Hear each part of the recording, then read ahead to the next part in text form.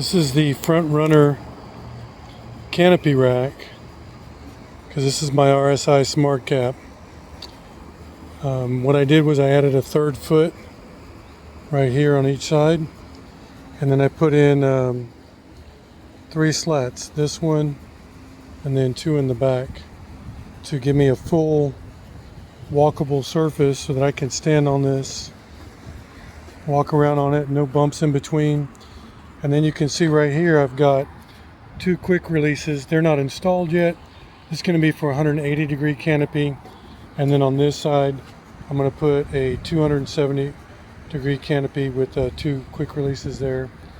The table, you can see the stainless steel table underneath the silver, so it just slides right up underneath there, and then this latch right here holds it. So the kayak is going to sit right in the middle, and I'm going to put a V-bar there and another V-bar somewhere about right here, and then I'll put 2 in the back, but I'll put straps over lightly because the back of the bed flexes different than the cab. So that's just to help slide the kayak over, because it's 18 feet long.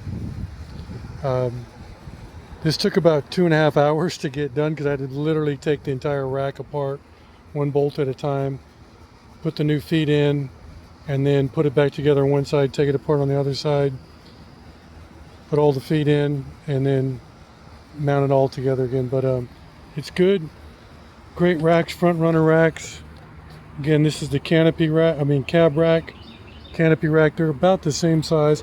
I've got a longer cab rack. I've custom built this one, and then this is a custom built length right here. They're not standard. They're really small for what they recommend, probably about 1.5 foot shorter for both of these, and I wanted something to hold my lights.